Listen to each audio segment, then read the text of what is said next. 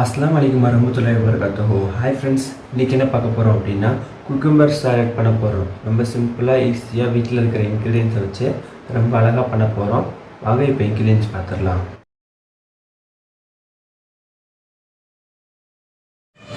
ஒரு medium size வெங்காயத்தை சின்ன சின்னதாக வெட்டி வச்சுருக்கிறேன். சின்னதாக ஒரு தக்காளி அதையும் சின்ன சின்னதாக வெட்டி வச்சுருக்கிறேன். எலுமிச்சம்பழம் தேவையான அளவு சேர்த்துக்கலாம். வெள்ளரிக்காய் எடுத்துருக்கேன். இது வந்து பிஞ்சு வெள்ளரிக்காய் ரவுண்டாக கட் பண்ணி வச்சுருக்கிறேன். நம்ம பெருசு கூட சேர்த்துக்கலாம். பெருசு சேர்க்கணும் அப்படின்னா நம்ம வந்து பீல் பண்ணி சேர்த்துக்கலாம். இது வந்து டேரெக்டாக நான் அப்படியே சேர்க்குறேன்.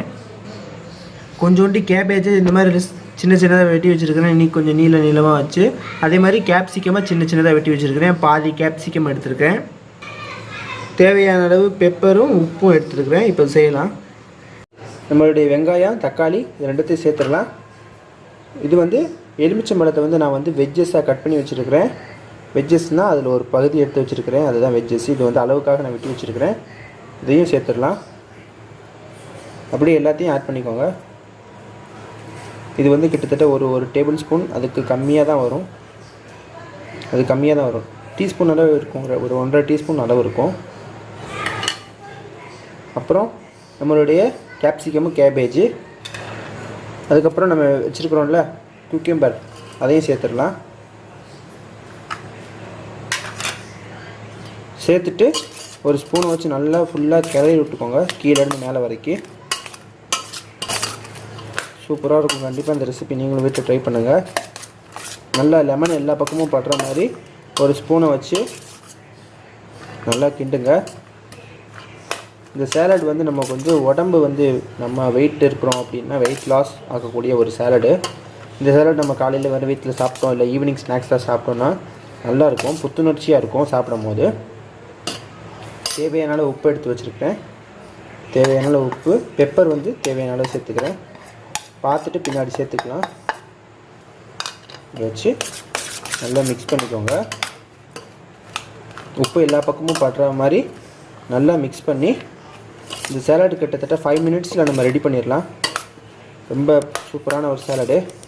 கண்டிப்பாக எல்லோரும் ட்ரை பண்ணுங்கள். வீட்டில் ட்ரை பண்ணிவிட்டு கீழே கமெண்ட் பாக்ஸில் எனக்கு சொல்லுங்கள். சுற்றி இருக்கிறது எல்லாத்தையும் எடுத்து விட்டு சூப்பராக இருக்குது. இன்னும் கொஞ்சம் கூட நான் பெப்பர் ஆட் பண்ணிக்கிறேன். எல்லா இடத்துலையும் பெப்பர் படுற மாதிரி நல்லா விரைய விட்டுக்கோங்க. 1 2 டேபிள் ஸ்பூன் எண்ணெய் ஊற்றி நல்லா மிக்ஸ் பண்ணிக்கலாம். அவ்வளோதான், சாலட் ரெடி. இப்போ வாங்க நம்ம டேஸ்ட் பண்ணலாம். ரொம்பவே சிம்பிளாக சூப்பராக பண்ணிட்டோம். இப்போ அந்த ரெசிபி டேஸ்ட் பண்ணலாம். இங்கே பாருங்கள், ரொம்பவே சூப்பராக இருக்குது கைஸ். ரொம்பவே பிரமாதமாக இருக்குது. இந்த ரெசிபி நீங்களும் வீட்டில் ட்ரை பண்ணுங்கள். வேறு லெவல் இருக்குது டிஷ்ஷு. நம்ம வந்து குக்கும்பர் சாலடு இந்த மாதிரி வந்து நம்ம பெப்பர் போட்டு நம்ம சாப்பிட்டு வந்தோம் அப்படின்னா பசிக்காதவங்களுக்கு கூட பசி வந்துடும். அந்த அளவுக்கு ஒரு எஃபெக்டானது.